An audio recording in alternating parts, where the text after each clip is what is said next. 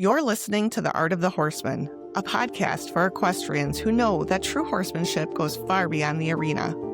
At the heart of this journey, horses teach us who we truly are, revealing what's possible when we let go of control, lead with love, and allow ourselves to be transformed from the inside out. Around here, horsemanship is lifemanship. And every conversation is a celebration of the ways horses help us grow into who we were meant to be.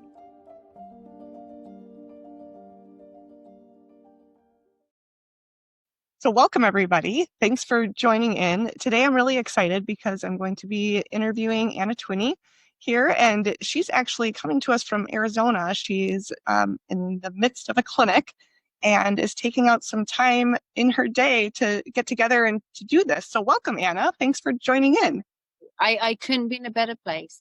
I am loving the fact that I am in Arizona right now. And I'll tell you something else. It signifies the end of my program ultimately too. So I start work with clinics in February and then go all the year round. But this is a beautiful ranch retreat. And so it's a moment where we can not work 80 hours a week and not do the horsemanship where I'm generaling wild horses, but in fact, bringing it down a little bit and looking at going inside. That's what I love about coming here. It's a beautiful place to be, to teach animal communication and energy healing. Yes. So you're getting to do a little healing on yourself as well. Yes. And it's interesting you say that. Every year I try to, or no, don't try. I look more and more about that self-healing aspect and that self-care aspect, because that's a big piece of it. And I never looked at it. I'm nearing the big 5-0. Do that with a great big smile. Part of you hates it. Part of you loves it, to go, I survived this much. But at the same time, it's this piece to go, you know what? You've got to focus on yourself to be able to give. And you as a mother, I think the best analogy is the one of always putting the oxygen mask on yourself before you take care of the children. Otherwise, you can't do anything. And that's a big piece of healing, which would be look inside, look at yourself, take care of yourself in order to help, especially the horses.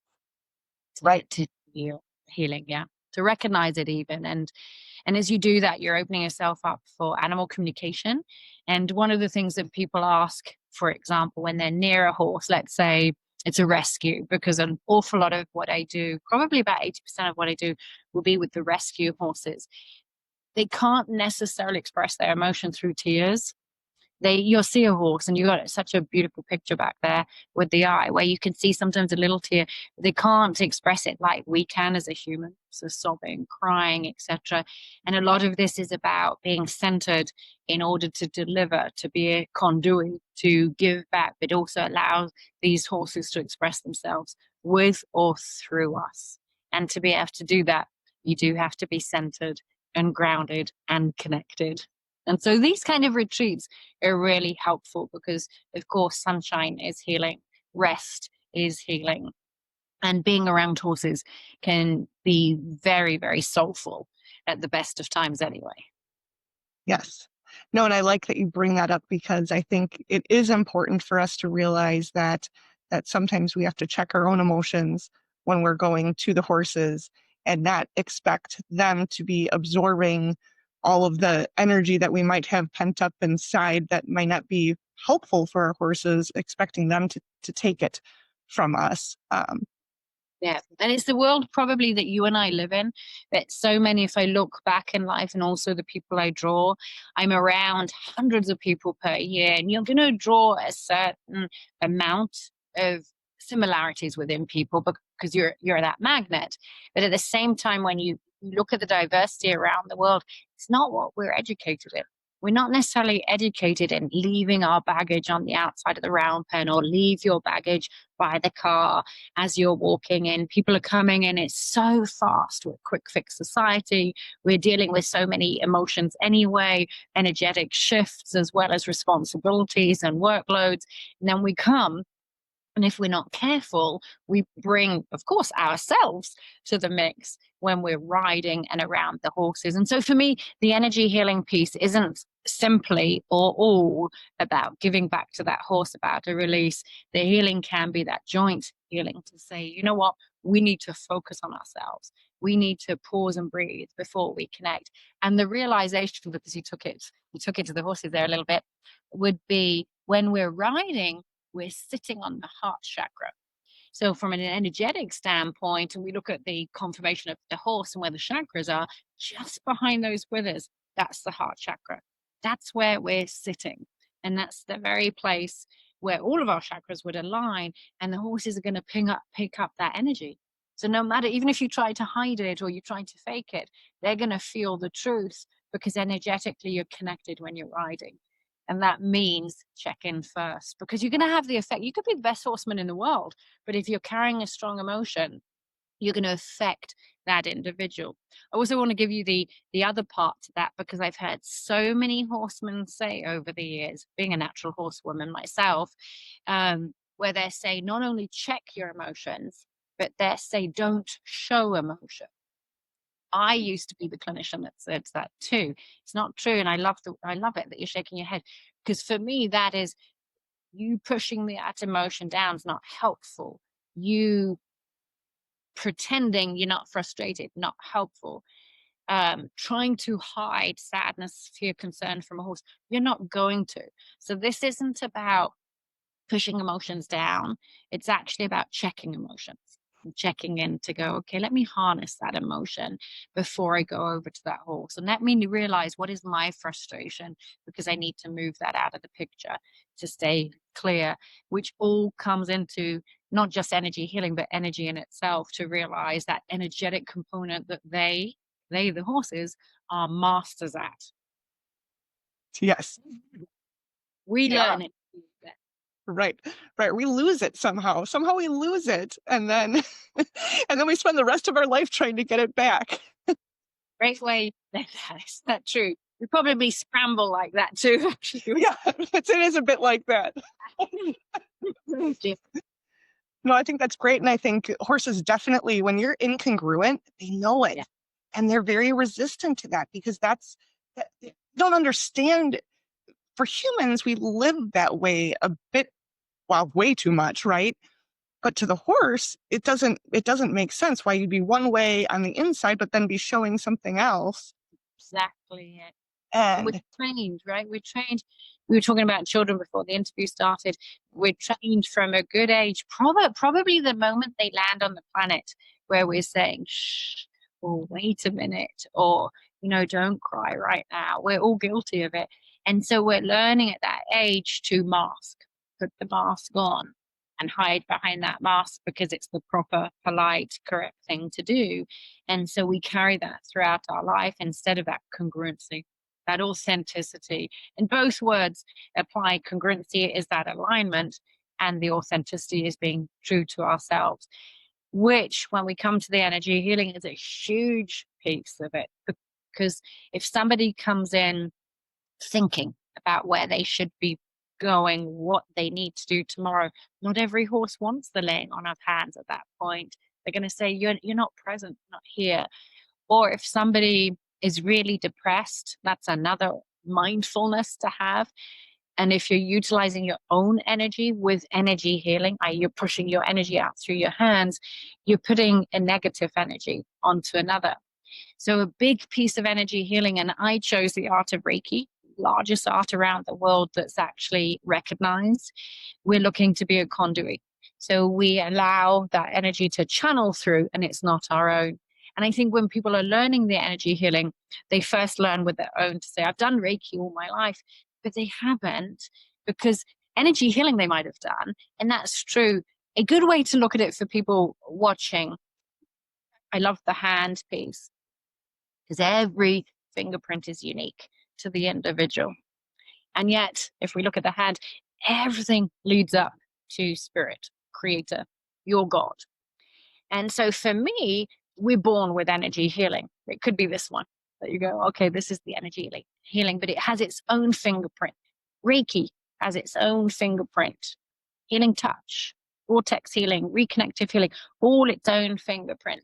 And so people are born with the ability to do the energy healing, but it might be their own.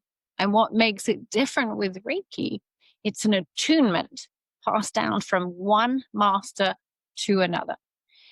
Another way to frame it would be to say, like the satellite dish, to say you have the TV and the satellite, but you need an engineer to put it together. Same with animal communication. You need a linguist to put it together. And so with the Reiki, you're saying, well, here's the person and here's the art to your creator. Let's have the key from the Reiki master to unlock it. And it would be a very particular energetic field or strand that you'd be using. The glory, it's not our own. You're not feeling depleted. You're not taking your crap, if you want, putting it on another. It's going through you. And it's a wonderful, wonderful, subtle art that everybody can learn and take to their horses. So they don't have to be Reiki attuned, to do energy healing. So they could decide, I want to go outside. How do I start? And in a great way. And I don't know if you do energy. You look like you do. You look like you're an energy healer. But rubbing of the hands, together can activate energy. Clapping can activate 3 times, can activate it. That's why you see energy healers doing it. It's not like they're creating friction to create heat. It's more activating of the energy. And then if you cup the hand a little bit like that, concave, it's better than this because this would bounce energy off. But if it's a bit concave, you can then feel vibrations and heat. And you could massage that energy to see, do I feel like playing with it? Do I feel like bringing it up? Can I feel it go across? Does it feel like tingling, magnetic connection? And we begin to activate the energy in order to take that little white ball, take it to the horses. And it's a great exercise to feel and learn to feel the energy, to realize what it's like for another being. We can always lay on our hands on another person who could give you the verbal feedback. And the horses are talking, and the horses will do it differently. They'll talk through shutting their eyes or licking and chewing or yawning copious amounts of times, dropping the head, breathing differently. There's a really cool Reiki breath. If you look at the flank, if this is the flank now, you're kind of stiff. Can I do that like that? It will start going like that a bit more instead of there's a normal flank. It will start changing. So you'll see it on the nostrils to the breath. And really fun could be a cocked foot at the hind where they're relaxing, dropped hip, or indeed you hear the gurgling sound going through that individual. These are all signs, I've called them Reiki registers, but they're all signs to show that there's an activation, a movement of energy, and you're infusing ultimately the cells with love, light, oxygen. You're creating that circulation for the body to find a rhythm to be able to heal itself. That's a good way to say it. Yeah, that's so interesting. And as you were doing that, I was doing that with my hands. I was with my hand and feeling it. And I was like, that's really, you can really feel something there. It's if you do that, and then you did put your hands on your heart. I'm giving my secrets away here. But often I would do that. I didn't do it for this interview, but maybe if I'm doing a demo or there's 1,000 people sometimes watching and you think, okay, I want this to be the right thing. I want it to be divine, or I want to be guided. This is a great way for me to connect, ground, and allow whatever's meant to be to come through to say, all right, this is guided information. And when people put their hand like that, I got it obviously a little high here, but it feels right. It can be a very calming influence. And also you can feel the energy move, and it helps people drop from their head to their heart. It's a great way if you needed to make a bigger decision. Instead of thinking logically, does this feel right? Have I got everything in place? There's a place for that. But at the same time, all right, I've exhausted my list. What if I put my hands here to feel? Is this the right decision? Does this feel divine to me? So the energy healing piece allows you to not just take it to horses or dogs or cats and feathered friends and exotics. It's not limited to the horses. It allows to put you in a state of sanctuary, you in a state of peace and calming, to be able to facilitate it. Instead of that rush, when my voice is very fast, when I'm in teaching mode, I'm animated like I'm talking to you, but this can shift that. Because not every horse would want me to approach like this and go, okay, I'm here. And you ready? And why are you running away? Well, maybe you need to ground and breathe here, a little bit more accessible. And this exercise can do just that for you. That's so neat. And I really like too that a couple things actually that you touched on that I really find interesting. First of all, that feeling of it coming through you. And I think that's something that I wouldn't consider myself an energy worker, but my husband and I talk about it all the time. It's like you enter this altered state when you're with a horse, and it's not you, and it comes through you. If it's your energy, I could see where somebody would start to feel depleted Yes. because it's you that you're putting out there. But you were talking about how when it comes through you, it doesn't deplete you. And it must almost, at least when I work with horses, I feel like it energizes me. And Yeah. so is that what you find people feel through the work? Yeah, because you're allowing it to go through you. And what happens, I think, when we get attached, it's somewhat different, and it's really difficult. There's so many pieces, moving parts, like you said. And so if somebody's attached to the outcome, and if that horse is really suffering, you're attached, you're probably going to get depleted because you're wanting it to go the way you need it. You want that horse to feel better. You're going to be giving of yourself. You'll feel likely a little bit depleted. But if you're in a position where you could push that to the side and realize the highest good is happening, whatever that highest good is, then you're what we call centered. And if you're centered and connected for the highest good, it's going to run through you. See, it won't be a visualization alone to say I'm grounded and connected. That could get you there. And part of the key is being able to hold it. You could plug in and you could plug out, unplug. And the key would be to plug in and stay there. And that means handing over to the divine to the point where you can give freely, if that makes sense. And I think it's easier to understand if we're looking at our own horses to go, if it's a matter of giving them something for joy and love, you're going to be energized. If it's a matter of fixing a disease, a physical ailment, or emotional, mental aspect, you're going to be attached. And it's hard not to be.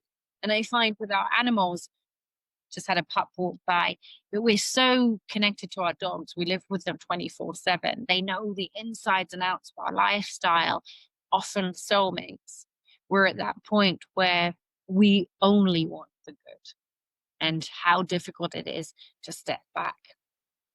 And so the energy healing has a big, big part for me because it deals with the emotional, mental, physical, and spiritual aspects of anything with a heartbeat, anybody with a heartbeat and beyond, because you're looking at plants, etc.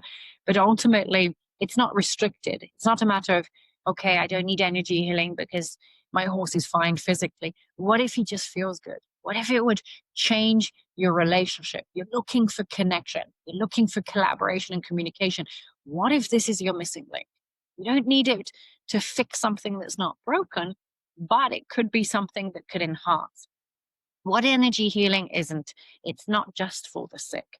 It's actually for the alive and well, because we want to help each other when things are going well and infuse with positivity and good. And so therefore, absolutely, we could look at Reiki post surgery. We could look at it for grief, weaning, travel, for performance horses. We could look at any reason under the sun. If you listed all the emotional reasons that we could think of, from a loss of a human, loss of life, through a herd member has changed, paddocks have changed, stall has changed, change of ownership, there's a category, so to speak. And we can go into every category along there. Energy healing plays a big part. You know, there's one more myth I can bring in here, because we teach in horsemanship, horses are in the now. They are in the moment. They live in the moment. Absolutely, they do. But what happens with people when they hear that statement, they then believe that, okay, the horse doesn't have the memories, or they don't live in the past. They're not thinking about that child, that foal that got moved along. They're not thinking of their past guardian. Yes, they are. Their memory is pre-birth. So their memory sticks with them for life. Their cellular memory is just like ours. They can have the trauma just like we do. Their emotions are equivalent to ours scientifically. The brain's the same size. So there's nothing that a horse can't experience in a way that we have experienced. They can do the same. So therefore, the energy healing is incredible to come in to all of these aspects, but also realizing that horses do live in the now, but in the stall, maybe they are thinking of a past time. Maybe they are looking forward to their future to go, when is it my turn to shine? What is my purpose here? They have those thoughts too. So therefore, the energy piece is only as good as that horse in a way. Some will stand in their way, some won't. Some, they're not like humans. They don't necessarily have the ego and the energy will go through them. But others, they'll stand in their way of healing too, because they simply cannot let go. They cannot go of that loss or that lack of opportunity. They will share in what we share.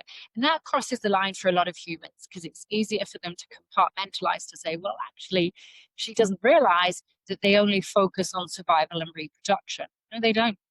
They too look at, I'd like a chance at life, or I miss that individual over there. They carry the same emotions we do, not necessarily in the now, because they've got to focus on what you're doing with training, but they have an opportunity to reflect for the other 23 hours a day.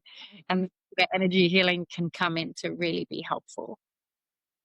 Do they, kind of like people in some respects, self-identify with a state of being or a feeling so that they don't want to let go of it because they actually identify themselves as that? I hear you. I hear what you're saying. I found in my time, I'm fortunate on the one hand, when people could put this into perspective, to know that I've dealt with approximately, let me think here, it's about 500 to 1,000 horses per year.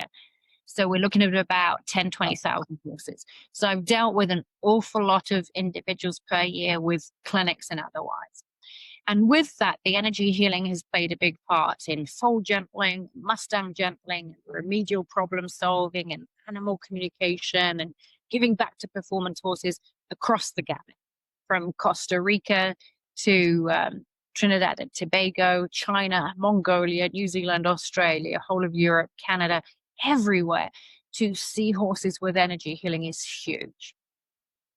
And when you do that, you get an opportunity to meet horses that have been in feedlots, tribal horses, Mustangs, BLM Mustangs, wild horses, Brumbies, all the way through to the Chinese endurance team and Sheikh Mohammed's horses.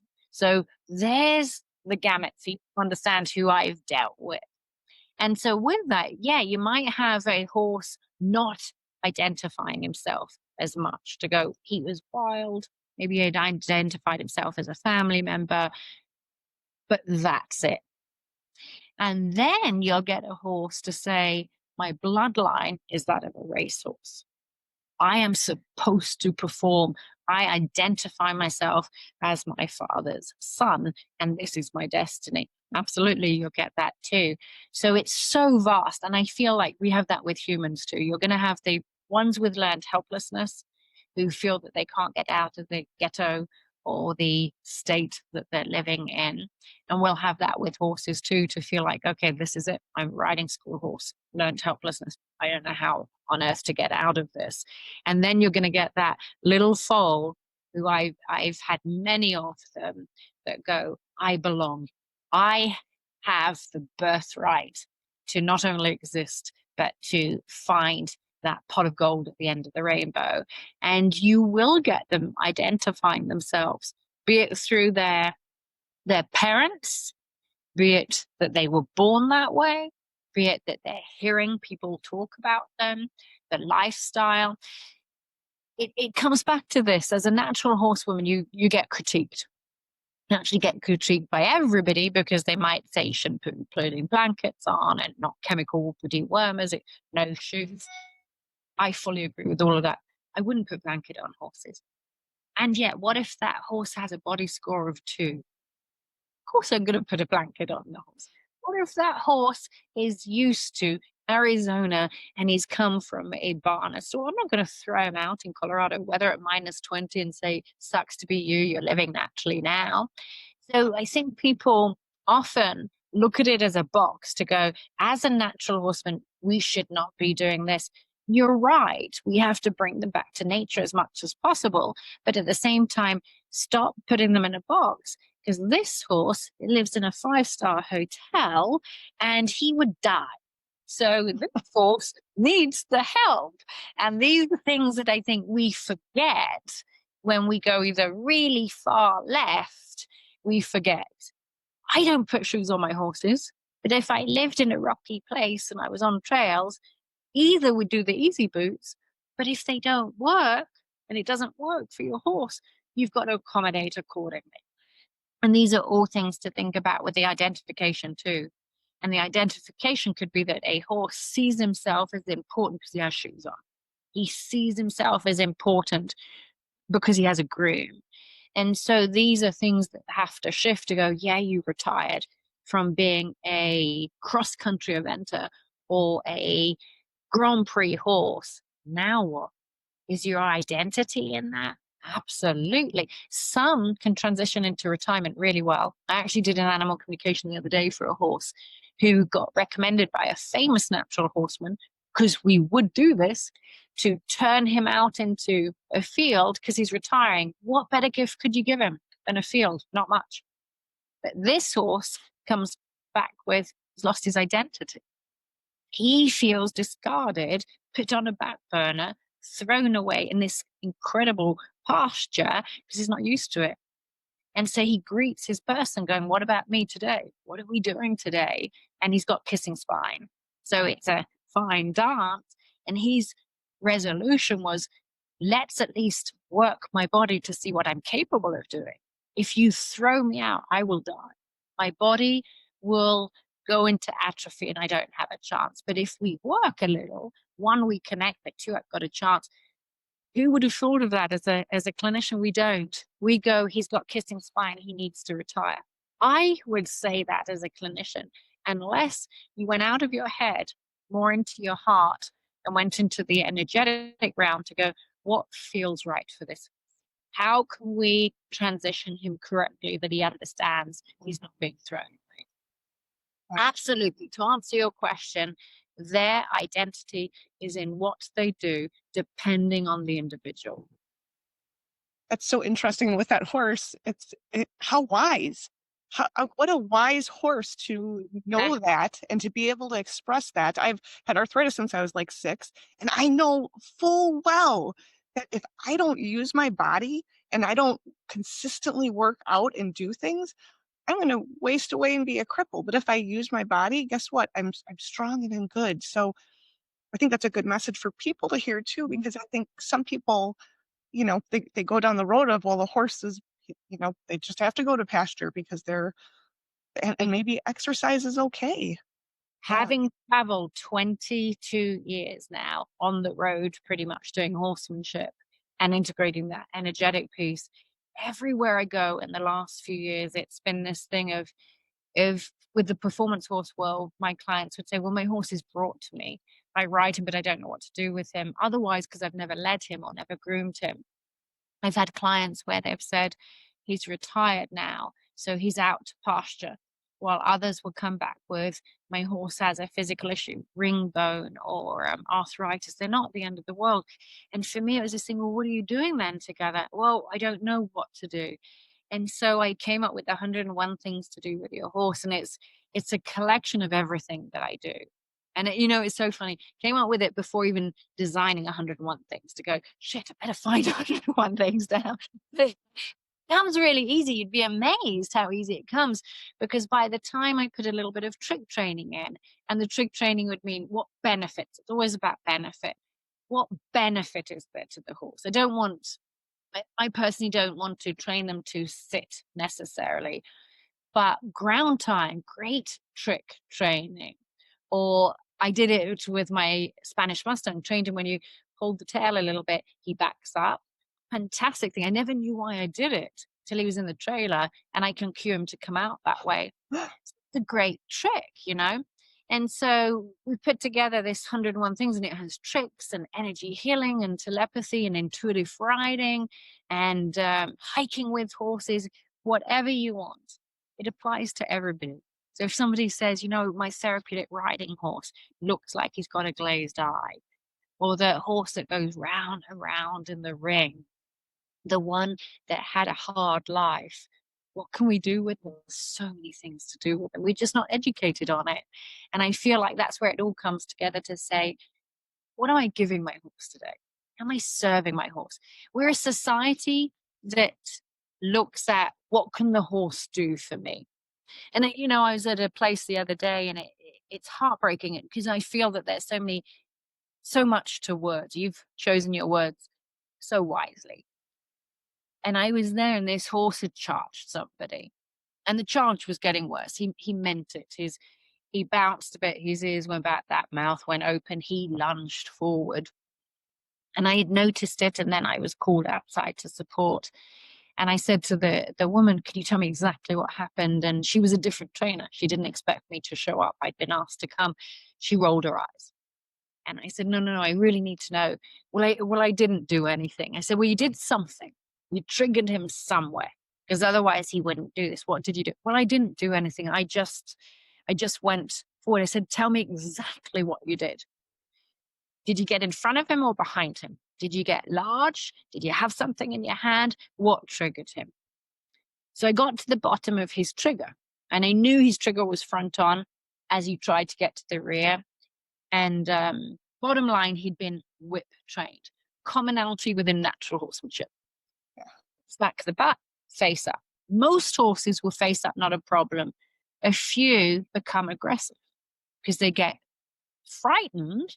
So they get really big and they start to get frightened and defend, called whip trained. We have it all across our country in natural horsemanship. The majority of people whip train.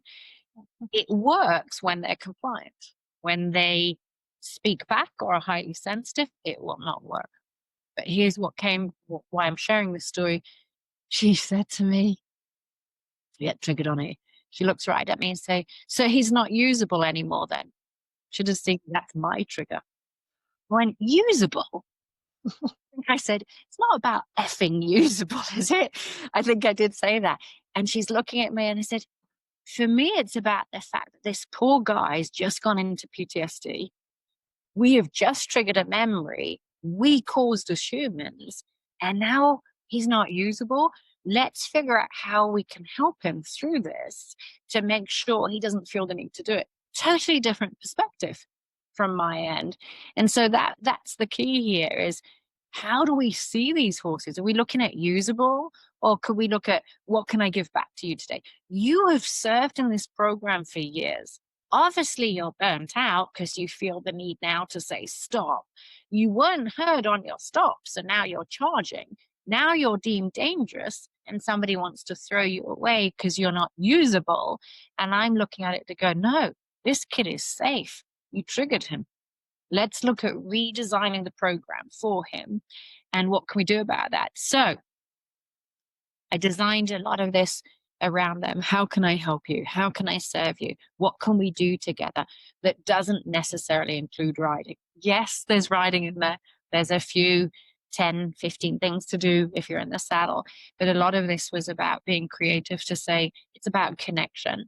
It's about that intention. It's about the energy that we share, the time that we spend.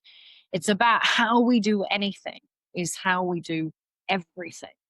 And who do I want to be today? What impression do I want to leave on you?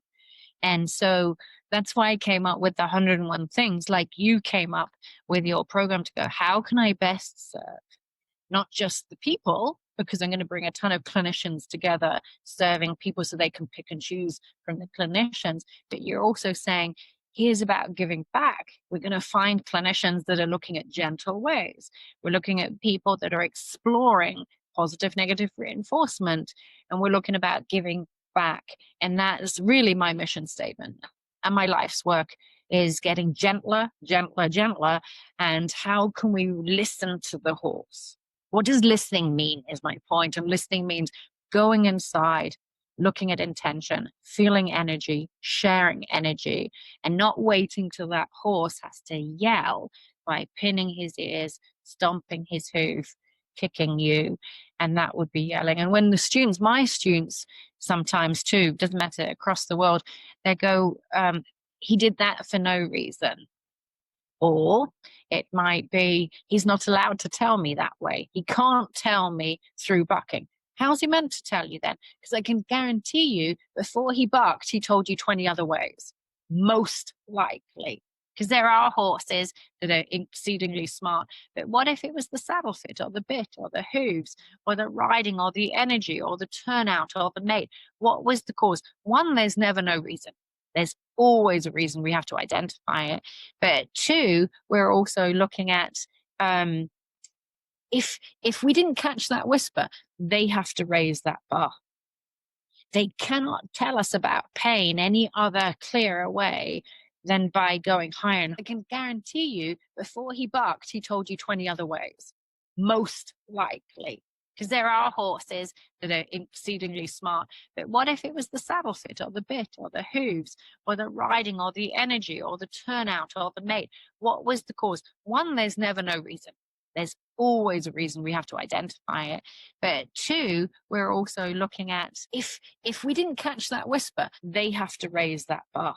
They cannot tell us about pain any other clearer way than by going higher and higher on that bar. And it could be seconds, 1, 2, 3 seconds, or it could be weeks by the time they've raised the bar.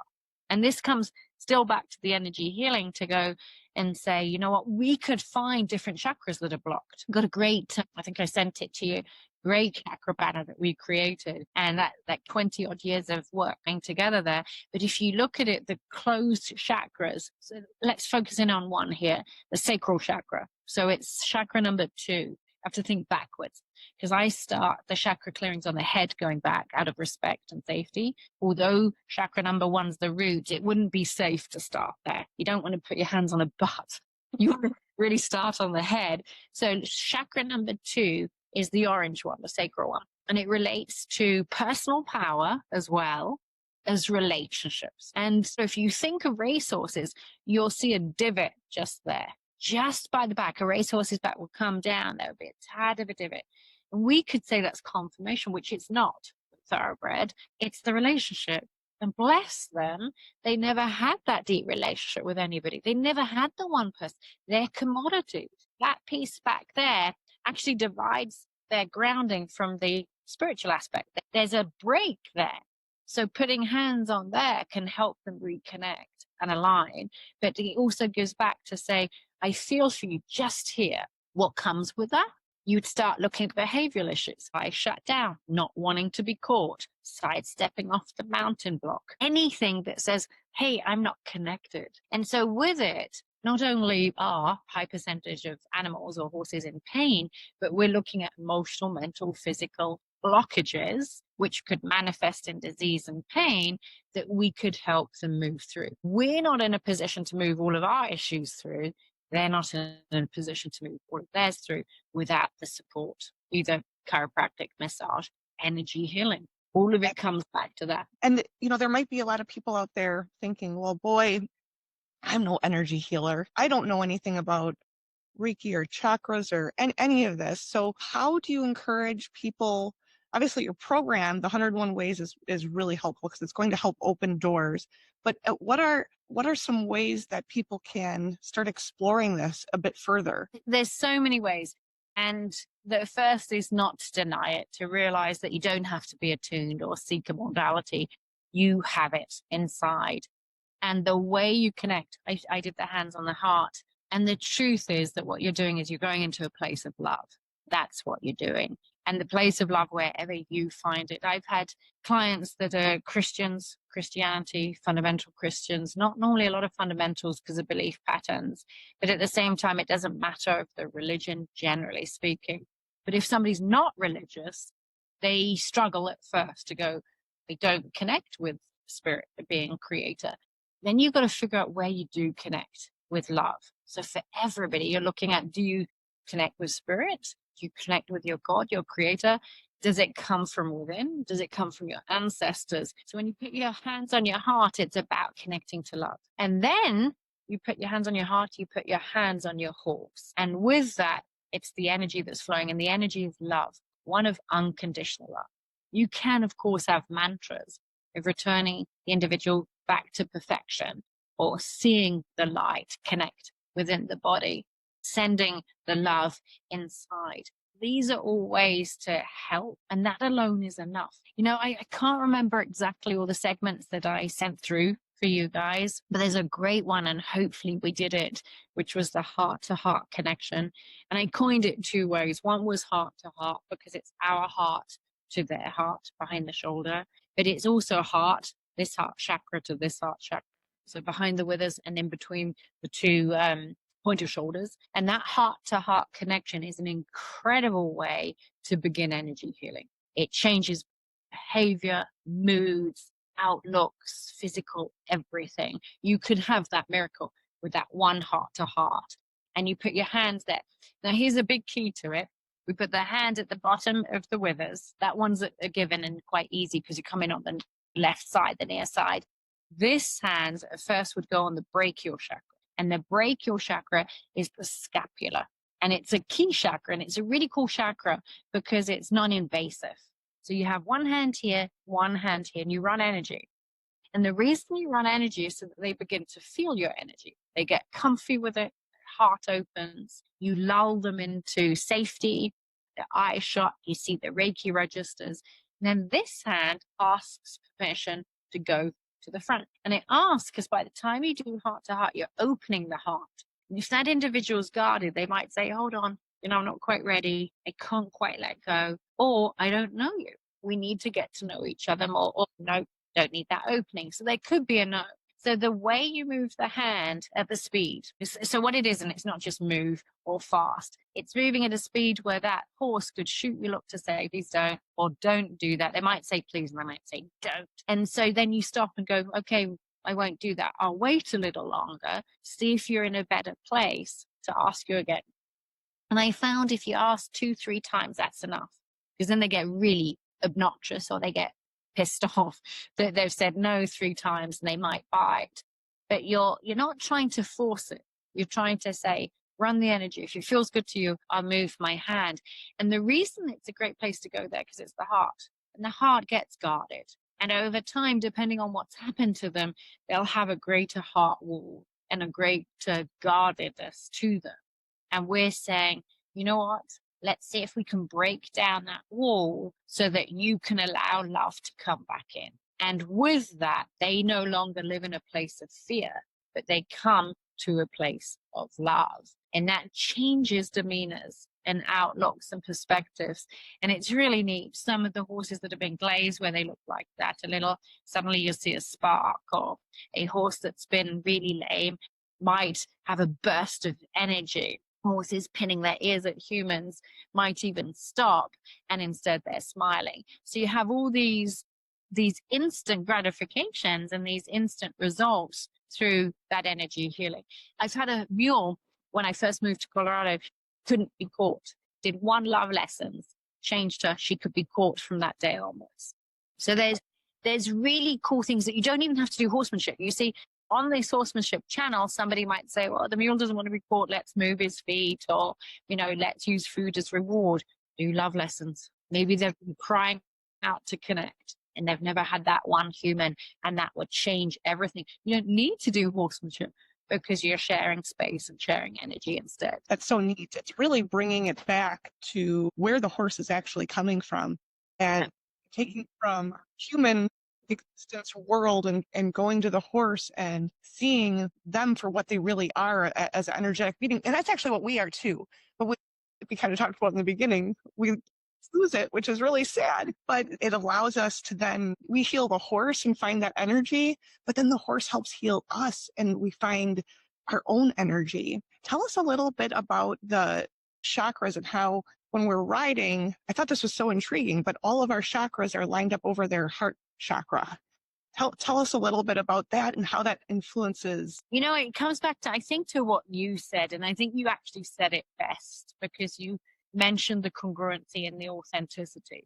And you said, how can a horse understand or take us for who we are when we are misaligned and confusing? And that's exactly it. You're sat right there where, in effect, the first chakra, the grounding chakra, would also be one of letting go and releasing what no longer serves you. And we're sat on that one chakra to go, let me release everything, right? And so here it is. They're getting every single energetic motion coming to them, with them, and you're connecting. You're riding, there's the friction, you're connecting, and they're feeling the truth. And so therefore, there's a degree of mindfulness that we have to have. They're going to feel tension. So when somebody says, oh, no, I'm not tense. So why are you gripping with your knees then? You know, what piece didn't you realize about yourself? Or are you holding really tight? And you say, you're trying to be in control. No, I'm basically not. Well, why is your elbow locked then? And your hands are white knuckled. You're in control, you know? And so they are feeling all of that on horseback. And they're not given enough credit for it either, for the fact that nobody taught me. I've been riding since I was 10, been doing the professional piece for over probably 30 years now. And nobody taught me the power of the mind. Nobody did that. Now, there are some incredible people out there that are writing books on it now too. But it will be either written in a scientific way, but not necessarily in an esoteric way either.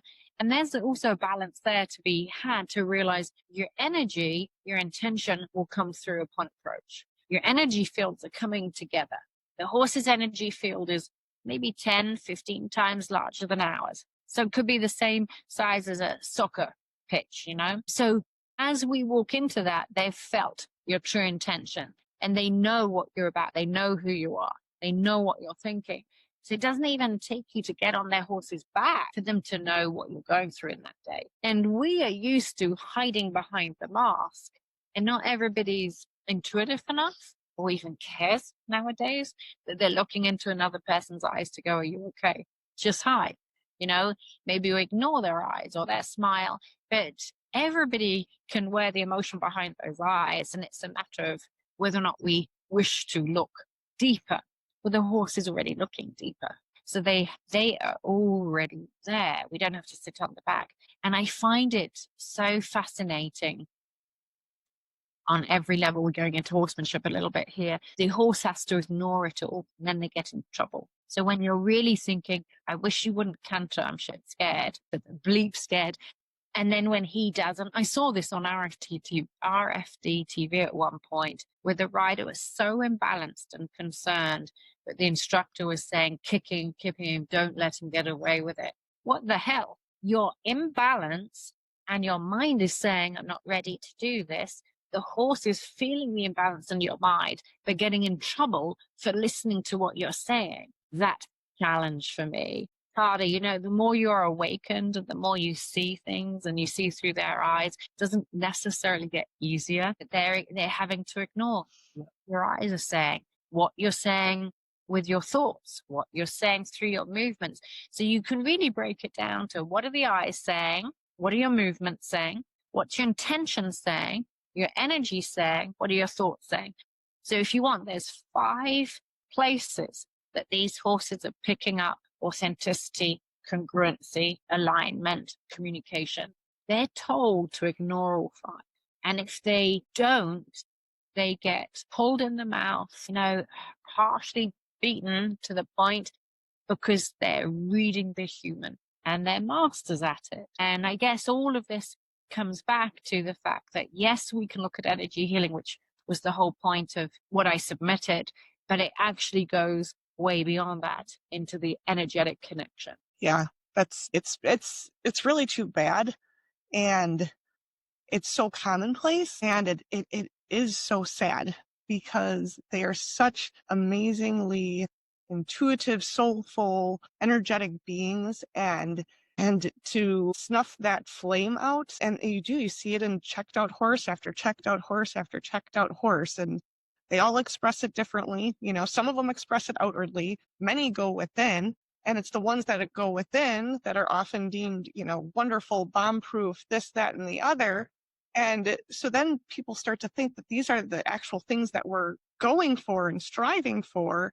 And all it is this horse that's spirit has just been knocked down to the point that they're just complacent to absolutely everything. And it's sad because how much could that horse offer if we allowed the horse to be what God intended it to be? Yeah, and each horse is has a different intention for their life. But unfortunately, we just throw our crap on top. And we define a good horse, like you said, we're defining the good horse as being a compliant being as a whole. But then we do that to ourselves. So it's that thing of we're picking it up in every direction, and we look at non-conforming to be bad if you don't fit into that category. And so therefore, this reawakens. And not everybody wants a reawakened horse. They want the motorbike, and they want I just want the trail. Okay. All right, but what does your horse want? Well, I never knew what motivated him. But don't you want to know what motivates him? Is he lazy? Is he in pain? I mean, people will say he's lazy, but there's no such thing as a lazy horse. He lacks motivation or he's in pain. So let's find what motivates it. If you're trying to put him in the arena and he's not responding, how many kids don't want to be in the classroom? Are they lazy? No, we just didn't motivate them. So it's about redefining how we see the horses. Yeah, redefining it through the glasses that we have on. For me, it's about giving back to say they've been so resilient over the years. They're so patient, and they're waiting for that moment for us to truly talk with them. Not at them, but with them, talk with them. Goes both ways. Two-way conversation. That's excellent. I think, I don't know. I think it's something that as you go through, and I think a lot of people find this, you go through this path with horses, and it starts to evolve to a place where it gets more and more and more to that space of being very energetic and very spiritual and connected, and it's, I think people are in all different stages of this journey, and you see that, I'm sure, as you travel around. But as it starts evolving, it starts to become harder to find people that are teaching what you're teaching, because there's not a lot of you out there. And especially the fact that you're able to incorporate both the horsemanship and bring that in, as well as what some people might say woo-woo stuff, but you're able to take that whole picture and have an understanding of the whole picture so that you can help people on this journey as they're going from the horsemanship level, and then realizing, boy, there's more. And then another door opens and there's more. And all of a sudden it's like, wow, there's this whole world that you never could have imagined was even out there. How do people find out more about your clinics and your online programs that you have and that sort of thing? Where would they be able to find you? Say through you. It's reach out to horses, and in the websites, depending on when they click onto this, is either going to be archaic or brand new. But we've been hoping to create a website. We remain so busy, and so therefore I call it a little archaic. That's one way to do it. I do have a ton of YouTube videos out there, and it ranges from the energy and animal communication of all kinds through to the horsemanship. So I find that YouTube is a great resource. And for me personally, I have been teaching for 2 decades, and we have clinics all over the world, from Europe to United States, etc. And this year alone, I was fortunate to go to Costa Rica and Mexico and a number of other places. So it's expansive. And it's always been my mission to take the methods around the world, to take them to third world countries. Not everybody can afford to come to us, so the travel is a big part of it. And I encourage people to either look online, like you said. I'm fortunate we created an animal communication mentorship program. So we had different tiers for that, Paula. One's a home study. And so people can look at purchasing 200-ish, between 150, 200 hours worth of information for home study. Okay. But they can also look at webinar with home study, or the third tier is coming to the ranch and having 12 days over a 1-year period, as well as the home study. So animal communication is available for people to learn more. The Reiki, I tend to teach that 2-3 times a year. And I call it bookend my year. And that means I start the year with Reiki, I end the year with Reiki. And it really takes you off the carousel and reminds you why we're truly here. And it helps people align to what their life's purpose is. And so I do teach the Reiki. I've never dropped that despite how busy I've been. It's a great pleasure to be able to pass that art along. And we have a 2-day energy healing for horses with that as well. So people can look at it to say they want to go to the Bitterroot of Wyoming, they want to go to Costa Rica or to wherever I am currently in Colorado. People can choose it. Therefore, it's very eclectic to go to us for a certification in natural horsemanship all the way through to a trainer or instructor level. I'm certainly not a quick fix person. And that would mean you cannot learn my horsemanship. You can have fun with the 101 things. And we've got about 5 years worth of information that's going to get launched in different categories for problem solving and so on. But also, I'm a firm believer that if you're looking for a certification like a trainer's degree level, you've got to come to the place directly. And my courses are unique there too. I didn't want to reinvent the wheel, so I didn't create courses that you can find everywhere. And so thus I have foal gentling and Mustang gentling and problem solving and slightly different cold starting. And so all of these together allow people to find their passion, improve on the horse's lifestyle, bring everything together to say, I want to be the next generation of horsemen. And that's what I feel we are with Reach Out to Horses. That's great. And what a gift to horses to leave that legacy behind of knowledgeable people that have learned the ways. And yeah, that's fantastic. You should come sometime. I know. You should look and see which one speaks to you. You're going to have so much opportunity to delve into different things now. Yeah. No, that's neat. I would definitely be interested in that sort of thing and furthering, you know, I don't know. I've never done any energy healing work per se, but I definitely I feel it in my life everywhere.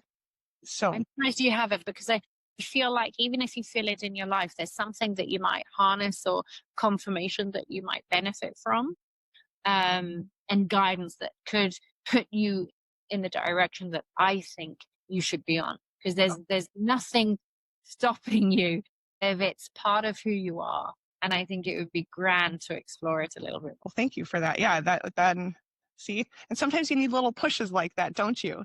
Get you going. So I will definitely explore some of that with you, Anna. And I really appreciate you being here today. And I would like to also thank everybody for joining in with us. And make sure you go visit Reach Out to Horses and check out what Anna has to offer. Maybe her new site is going to be up and running, maybe not, but either way, I'm sure you've got a lot of information. So on your new one, we're submitting more information, and we've been filming. And this is actually one of the reasons I mentioned the 101 things, because we're submitting to you pieces from the 101 things.